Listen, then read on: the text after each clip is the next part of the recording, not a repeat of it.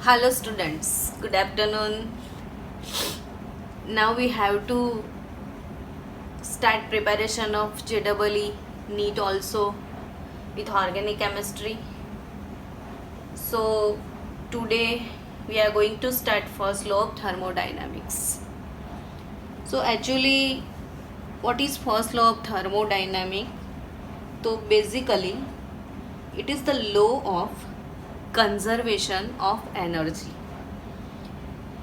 Law of conservation of energy means what is the statement of first law of thermodynamics? So the statement the energy can neither be created nor destroyed means what? तो energy को हम create नहीं कर सकते हैं अपने आप या उसको डिस्ट्रॉय भी नहीं कर सकते हैं, लेकिन energy one form to transform into another form, मतलब एनर्जी के एक फॉर्म को हम दूसरे फॉर्म में ट्रांसफ़र कर सकते हैं लेकिन क्रिएट नहीं कर सकते हैं और डिस्ट्रॉय भी नहीं कर सकते हैं. So we can say that the energy of an isolated system is constant और energy of the whole universe is constant. तो energy one form to another form उसमें ट्रांसफॉर्म कर सकते हैं. उसके दो चार एग्जाम्पल देखते हैं. चलो कि अगर हमने फैन ऑन किया तो इलेक्ट्रिक एनर्जी उसको सप्लाई किया और वही इलेक्ट्रिक एनर्जी कंज्यूम हुई तो it converted into mechanical work which moves the blades. So यहाँ पे अगर हम इलेक्ट्रिक एनर्जी नहीं देते थे तो मैकेनिकल एनर्जी मतलब मैकेनिकल वर्क पॉसिबल नहीं था. वैसे ही the electrical energy supply to a heater तो is converted into heat, whereas electric energy passing through the filament of a bulb is converted into light. तो इट मीन्स कि यहाँ पे अगर हम इलेक्ट्रिक एनर्जी देते हैं तो हमको लाइट एनर्जी मिलता है, हीट एनर्जी मिलता है, मगर एनर्जी कोई भी फॉर्म में हम एनर्जी ऑब्टेन करते हैं लेकिन उसके लिए कोई ना कोई फॉर्म कंज्यूम भी होता है. Actually this law is purely a result of experience only. There is no any theoretical proof for it, but तो भी it is proved by experience. One more example, if water is decomposed by electrolysis, तो suppose by electric arc हम water decompose करते हैं. तो water जब decompose होता है H2O डीकम्पोजिशन होता है तो 285.8 किलो जूल एनर्जी कंज्यूम हो जाता है और हमको क्या मिलता है? हाइड्रोजन गैस एट कैथोड और half mole of oxygen gas at anode. मतलब वाटर को आपने एनोड कैथोड डाल के इलेक्ट्रोलाइज कर लिया. जब एनोड कैथोड आप डालते हो, इलेक्ट्रोलिसिस करते हो तो यहाँ पे बट ऑब्वियस आप इलेक्ट्रिक एनर्जी यूज़ कर रहे हो तो उस टाइम कितना एनर्जी वाटर में कंज्यूम होता है? तो 285.8 किलो जूल पर मोल एनर्जी कंज्यूम होता है और हाइड्रोजन और ऑक्सीजन गैस प्रोड्यूस होते हैं. तो H2O ने जो ये एनर्जी कंज्यूम करी तो वो एनर्जी गई कहाँ? तो ये प्रोडक्ट के अंदर स्टोर हो गई. तो ये वाली एनर्जी का यहाँ पे स्टोरेज हो जाता है. अब इसमें स्टोर हुआ वो कैसे पता चलता है? तो इसका रिवर्स रिएक्शन आप ले लो कि भाई हाइड्रोजन गैस और ऑक्सीजन गैस दोनों का कॉम्बिनेशन होने के बाद जो वाटर प्रोड्यूस किया जाता है तब अगेन 285.8 किलो जूल पर मोल एनर्जी रिलीज भी होता है. तो ये प्रूव हो चुका ऐसे कि भाई यहाँ पे जितना एनर्जी वो कंज्यूम करता था तो वही कंज्यूम्ड एनर्जी H2O2 में स्टोर हो गई और उसके बाद हाइड्रोजन ऑक्सीजन गैस को मिला के जब वाटर प्रोड्यूस किया गया तो same amount of energy release भी हुआ. तो आज हमारा यही टॉपिक है कि energy, first law of thermodynamic मतलब एनर्जी, किसी सिस्टम के एनर्जी के बारे में सोचो कि कोई सिस्टम के अंदर जितनी भी टाइप की एनर्जी है उसको हम इंटरनल एनर्जी बोलते हैं। तो व्हाट इज इंटरनल एनर्जी? तो total energy stored in the substance. अगर कोई सब्सटेंस है तो उसमें बहुत टाइप की एनर्जियाँ होती है, जैसे न्यूक्लियर एनर्जी होती है, इलेक्ट्रॉनिक एनर्जी होती है, उसमें काइनेटिक एनर्जी होगा, पोटेंशियल एनर्जी होगा, केमिकल बॉन्डिंग एनर्जी होगा। तो there are so many types of energies are. अब इतनी सारी जो एनर्जी मुझ में स्टोर पड़ी है या सब्सटेंस में स्टोर होके पड़ी है, तो टोटल कुल एनर्जी का जो टोटल मिला के जो एनर्जी बनता है उसको हम इंटरनल एनर्जी बोलते हैं। और इंटरनल एनर्जी का सिंबल जो है वो है यू। इंटरनल एनर्जी का सिंबल क्या है? यू। तो what is the first law of thermodynamic? वो किसके बारे में है? तो इंटरनल एनर्जी कोई भी सब्सटेंस की मुझे चेंज करनी है। Suppose I have 1 litre of water. तो अगर एक कंटेनर में मेरे पास 1 लीटर वाटर है, तो वो 1 लीटर वाटर में जितना भी इंटरनल एनर्जी है तो मैं उसको कैसे चेंज कर सकती हूँ? तो इंटरनल एनर्जी मुझे अगर चेंज करनी है तो I have 2 way for that. First one, by supplying heat to the system, by supplying heat to the system, or second thing by removing heat from the system। Internal energy को change करने के लिए I have 2 ways, by supplying heat to the system और by removing heat from the system। अगर मैं system को heat supply करूँगी, मैं वाटर को थोड़ी देर के लिए गर्म कर रही हूँ, तो मैंने उसको गर्म किया तो उसमें काइनेटिक एनर्जी इंक्रीज हो जाएगा। तो गर्म करने के बाद वो ही वाटर का इंटरनल एनर्जी चेंज हो जाता है। अगर मैंने उसको गर्म नहीं किया, फ्रीज में रख के कूल डाउन किया, तो मैंने हीट रिलीज कर दिया उसमें से, तो भी अल्टीमेटली उसका हीट मतलब इंटरनल एनर्जी तो चेंज होगा ही होगा। तो किसी भी सिस्टम का इंटरनल एनर्जी में चेंज कैसे कर सकती हूँ? तो उसके लिए मेरे पास 2 वे है। मैंने बोला कि by supplying heat to the system और by removing heat to the system. और दूसरा वे मेरे पास है by doing work on the system और work is done by the system. तो वर्क और हीट दोनों को मिला के मैं सिस्टम की इंटरनल एनर्जी चेंज कर सकती हूँ। फॉर एग्जाम्पल कि मेरे पास चलो एक सिस्टम है, दैट सिस्टम, उसमें मैंने कोई गैस ले लिया, उस पर पिस्टन डाल दिया और ये वाला जो सब्सटेंस है उसकी इंटरनल एनर्जी U1 है। इंटरनल एनर्जी का सिंबल U। तो इनिशियल स्टेज पे आप देखने जाओ तो इसका इंटरनल एनर्जी U1 है। मैंने इसको हीट सप्लाई किया प्लस हीट, तो हीट एब्जॉर्ब्ड हियर।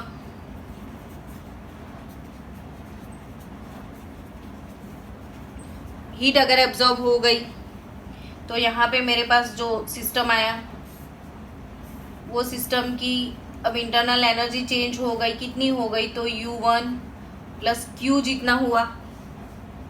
अब मैंने उस पर कोई वर्क कर लिया, तो work done on the system here, work done on the system here. तो अगेन जो मुझे इंटरनल ये यहाँ पे इसकी इंटरनल एनर्जी चेंज हो गई। तो अब कितना हुआ? U1 तो था, इसमें Q जितना हीट भी था और उसको W जितना वर्क भी मिल गया और ये अपना फाइनल स्टेट हो गया। तो U1 इनिशियल स्टेट से हम फाइनल स्टेट में गए कैसे? तो हमने उसको हीट सप्लाई किया, that is Q। Q means heat, यहाँ पे याद रखो सबके symbol. And work done on the system, so here work is W। So U1 is equal to Q plus W that is equal to U1 plus Q, U1 plus Q plus W that is equal to our final internal energy system U2 here. तो U2 minus U1 is equal to Q plus W. तो U2 minus U1 that is delta U is equal to Q plus W. तो ये है symbolic equation of first law of thermodynamic. यहाँ पे फिर से याद रखो कि किसी भी सिस्टम की जो इंटरनल एनर्जी है उसमें मुझे चेंज लाना है, तो इसके लिए मुझे क्या करना पड़ेगा, तो इसके लिए मुझे हीट को सप्लाई करना पड़ेगा सिस्टम में, या तो हीट को रिलीज़ करना पड़ेगा, या फिर आइदर अदर वेज कि work done on the system और work done by the system. Means वो क्या होता है मैडम, तो अगर जैसे पानी है तो पानी को आप टेम्परेचर दे के मतलब गैस पे रख दिया तो वो गर्म हो गया, ठीक है। लेकिन दूसरा वे भी है, गरम गैस पे रख के गर्म कर दिया आपने तो आपने सीधा सीधा हीट सप्लाई किया, मतलब आपने क्यू दिया। लेकिन बिना क्यू तो वर्क करके भी आप हीट रिलीज कर सकते हो। जैसे मैं ये दोनों हैंड देखो, ये मैंने वर्क किया, वर्क करने की वजह से हीट प्रोड्यूस हुआ, तो यहाँ पे भी इस तरीके से भी ऐसे ही मैं सिर्फ पानी में कोई पैडल रख के उसके कंटिन्यूअसली पानी में पैडलिंग करके पानी को घुमाऊँ तो भी वो गर्म हो जाएगा। So here two way for that, heat को सप्लाई करो, हीट रिलीज करो, या तो work done on the system या work done by the system, तो भी यहाँ पे चेंज हो सकता है। तो now what is the equation of symbolic equation of first law of thermodynamic, तो it is delta U is equal to Q plus W. Now another two interesting result from this mathematical formula of the first law of thermodynamic कि यहाँ पे जो Q है, Q और W वो दोनों state function है। Q और W कैसे फंक्शन है, स्टेट फंक्शन। तो व्हाट इज स्टेट फंक्शन, तो स्टेट फंक्शन क्या, सॉरी Q और W स्टेट फंक्शन नहीं है। तो व्हाट इज स्टेट फंक्शन, तो स्टेट फंक्शन वो होते हैं जो पाथ पे डिपेंड नहीं करते हैं, सीधा स्टेट पे डिपेंड करते हैं। तो स्टेट फंक्शन मतलब व्हाट अगेन, तो जैसे एट STP मतलब at standard temperature and pressure वो स्टेट हो गया। तो किसी भी सब्सटेंस का वॉल्यूम 22.4 लीटर हो जाएगा, लेकिन वो स्टैंडर्ड टेम्परेचर आपने कैसे मैनेज किया, स्टैंडर्ड प्रेशर कैसे मैनेज किया, तो उसकी जो मेथड थी उस पर वो डिपेंड नहीं करता है। तो अगर कोई सब्सटेंस हाइट पे पड़ा है, 5 फ्लोर की बिल्डिंग में है, तो ग्राउंड फ्लोर से 5th फ्लोर तक का जो उसका पोटेंशियल एनर्जी है U, तो हाइट पे डिपेंड करेगा। लेकिन वो 5th फ्लोर तक कैसे गया, चल के गया, उठ के गया, बैठ के गया, ऊपर से गिरा, तो वो पाथ पे डिपेंड नहीं करता है, सिर्फ स्टेट पे डिपेंड करता है। तो ऐसे फंक्शन को स्टेट फंक्शन बोलते हैं। तो here Q and W, Q is not a state function, again work is not a state function, but addition of Q plus W that is internal energy is a state function. ये आपको याद रखना है, जी NEET में पूछते हैं ऐसे questions भी। तो यहाँ पे डेल्टा U स्टेट फंक्शन है जो दोनों का एडिशन है, और अजीब बात है कि Q और W दोनों स्टेट फंक्शन नहीं है। नाउ दूसरी एक चीज़ मुझे बतानी कि इफ कभी कभी change in internal energy zero हो गया, Q प्लस W, हमने हीट भी दिया, हमने वर्क भी किया, और तो भी सिस्टम का इंटरनल एनर्जी ज़ीरो है। तो अगर सिस्टम में कोई चेंज नहीं आया, इंटरनल एनर्जी ज़ीरो था, तो Q plus W is zero here, तो it means that Q is equal to minus W। मतलब जितना हीट मैंने दिया वो सारा का सारा हीट वर्क में कन्वर्ट हो गया। जैसे सिंपल फंडा है कि आप रोज़ जितना कैलोरी लेते हो, अब जितना खाया, जितना कैलोरी आपने लिया, उतना ही कैलोरी एवरी डे आपने बर्न कर लिया, तो आपकी बॉडी में फैट इंक्रीज नहीं होगा। लेकिन आप एक्सेस खाते हो और उतना कंज्यूम नहीं करते हो, तो जो एनर्जी बच गया, स्टोर हो गया, वो फैट में कन्वर्ट हो जाएगा। तो यहाँ पे सीधा कि जितना हीट एब्जॉर्ब हुआ, जितना भी हीट एब्जॉर्ब हुआ, वो सारा हीट वर्क में कन्वर्ट हो गया। तो इसका मतलब ये हुआ कि change in internal energy delta U will become zero. तो यहाँ पे change in internal energy zero हो जाएगा। चलो और दो चीज़ें यहाँ पे पढ़नी है हमको, कि अभी पढ़ा हमने कि delta U is equal to Q plus W. Q मतलब क्या? तो क्यू मतलब हीट। डब्ल्यू मतलब क्या? तो डब्ल्यू मीन्स वर्क। तो इसके लिए आपको उसके मैथमेटिकल साइन याद रखने हैं। तो अगर यहाँ पे फर्स्ट कि हीट एब्जॉर्ब होता है, heat is absorbed bye the system, तो Q पॉजिटिव। अगर सिस्टम में हीट रिलीज होता है तो Q इज टेकन नेगेटिव। हमको अगर हम इसमें से सम सॉल्व करेंगे अब, तो जैसे हम सम सॉल्व करेंगे तो वहाँ पे कभी कभी हीट एब्जॉर्ब होता है, कभी कभी हीट रिलीज होता है। हीट एब्जॉर्ब होता है तो वो एंडोथर्मिक प्रोसेस है, हीट रिलीज होता है तो वो एक्सोथर्मिक प्रोसेस होता है।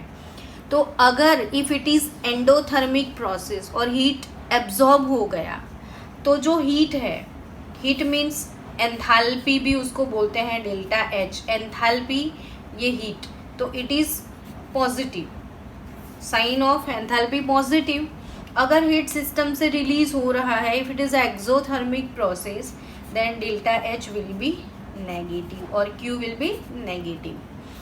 Next again if work is done on the system, मतलब हम सिस्टम पे वर्क कर रहे हैं, तो work is done on the system, तो वर्क पॉजिटिव लेना है। और work is done by the system, work is done by the system, तो देन इट इज नेगेटिव। अब आपको ये समझना है कि work is done on the system क्या है और work is done by the system क्या है। तो अगर कोई चीज़ कंप्रेस होती है, तो कंप्रेस होती है वो कभी अपने आप कंप्रेस नहीं होती है, हमें कंप्रेस करना पड़ता है। जैसे आप टायर की जो ट्यूब है उसमें आपको एयर डालना है, तो जो ट्यूब है उसमें एयर आप पंप से डालोगे, तो पंप से आप बहुत सारा प्रेशर करोगे तब भी जाके ट्यूब के अंदर वो एयर जाएगा। मतलब वो एयर जो बाहर था उसका वॉल्यूम ज़्यादा था, सपोज समझ लो कि 10 लीटर एयर था, लेकिन जब वो ट्यूब में जाता है तो वो कंप्रेस होके जाता है, तो मे बी 2 लीटर हो गया। तो जब भी वॉल्यूम कंप्रेस होगा 10 लीटर टू 2 लीटर डिक्रीज होता है, कंप्रेस हो गया, तो वर्क वो हमने किया, so work is done on the system है। ये work is done on the system, compress हो गया, डिक्रीज हो गया, तो work is done on the system, and on the system then it is positive. So यहाँ पे V1 less than V2, तो it is positive। और work is done by the system क्या होता है, तो कभी कभी वो ही ट्यूब पंचर हो जाता है, अंदर का पूरा एयर बाहर निकल जाता है, तो वो अपने आप निकल जाता है, वो उसका एक्सपेंशन हुआ। अगर यहाँ पे V1 2 लीटर है और V2 10 लीटर हो गया, तो 2 to 10 इंक्रीज हो गया, एक्सपेंशन हुआ, तो वो खुद से हुआ, तो वो work is done by the system. तो गैस का अगर एक्सपेंशन होता है तो work is done by the system, और गैस कहीं कंप्रेस होता है तो work is done on the system. अब ये क्वेश्चन जो है इसके लिए हमको सम्स कैसे सॉल्व करने हैं, तो यहाँ पे एक दो चीज़ें और आपको याद रखनी है कि for isothermal reversible expansion of an ideal gas, for isothermal thermal reversible isothermal reversible expansion of ideal gas, तो work W is equal to कितना, तो -2.303 nRT log V2 bye V1। Notebook में ये फॉर्मूला लिख के रखो। For isothermal reversible expansion of idol gas, तो expansion हो रहा है ना, तो V2 V1, तो अगर हम as we know that Boyle's law P1 V1 is equal to P2 V2, तो यहाँ पे V2 by V1 that is equal to P1 over P2। तो अगर प्रेशर के रेफरेंस में लिखना है तो -2.303 nRT log P1 over P2 लिखना है। ये फॉर्मूला आप खास याद रखना, वर्क का फॉर्मूला।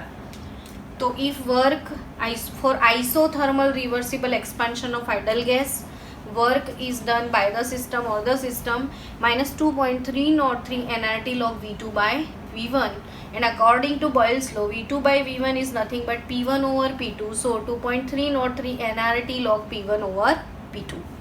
और अगर कहीं को ये एक्सपेंशन नहीं है, रिवर्सिबल कंप्रेशन है, एक्सपेंशन नहीं है, क्या है, कंप्रेशन। तो अगर कंप्रेस हुआ गैस तो V2 लेस देन V1 हो जाएगा, तो V2 लेस देन V1 हो जाएगा तो V2 का वैल्यू इंक्रीज हो जाएगा, V2 का वैल्यू डिक्रीज हो जाएगा। तो ये फ्रैक्शन होगा तो उसका लॉग नेगेटिव आएगा, और नेगेटिव ये चीज़ पॉजिटिव हो जाएगी, तो उस time W will be positive. तो for compression W is positive and for expansion W is negative। तो यहाँ पे आपको समझ में आया कि if work is done on the system, हम वर्क कर रहे हैं तो वर्क पॉजिटिव लेना है, और work is done by the system, system अपने आप वर्क करती है तो वर्क हमको नेगेटिव लेना है। तो उसके लिए नेक्स्ट, अगर अब इसमें से फर्स्ट लॉ ऑफ थर्मोडाइनामिक्स से क्वेश्चन कैसे सॉल्व करने हैं आपको, तो सपोज आपको ऐसे क्वेश्चन है कि calculate the internal energy of the system if a system absorbs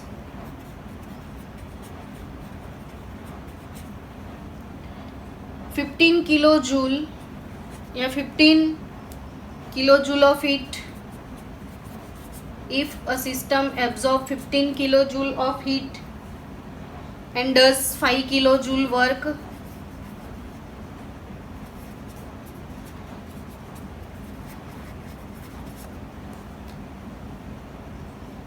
then calculate the change in internal energy, calculate change in internal energy। तो अभी डेल्टा यू हमको कैलकुलेट करना है, तो उसका फॉर्मूला Q प्लस W। तो व्हाट इज Q हियर, तो system absorb 15 kilo joule of heat, तो एब्जॉर्ब करी, हीट क्या हुई, एब्जॉर्ब। मैंने पढ़ा है अभी कि हीट एब्जॉर्ब होता है तो हीट को पॉजिटिव लेना है, तो 15K है यहाँ पे, तो 15,000 जूल हो गया। अरे दोनों किलो जूल में है तो नहीं कन्वर्ट करेंगे तो भी चलेगा, तो 15 kilo joule plus now and does 5 kilo joule work. Does मतलब यहाँ पे work is done by the system है, तो इट इज़ नेगेटिव हियर, तो वर्क इज -5 kJ, तो 15 - 5, so what is change in internal energy, 10 kilo joule. तो system यहाँ पे the internal energy of the system increase by 10 kilo joule. तो ये हो गया first law of thermodynamic and use of first law of thermodynamic. इसके बाद का जो थियरी है कि भाई first law change in internal energy and first law, enthalpy and first law and mole and first law, ये इसके बाद के लेक्चर में हम ये तीनों थियरी कवर करेंगे।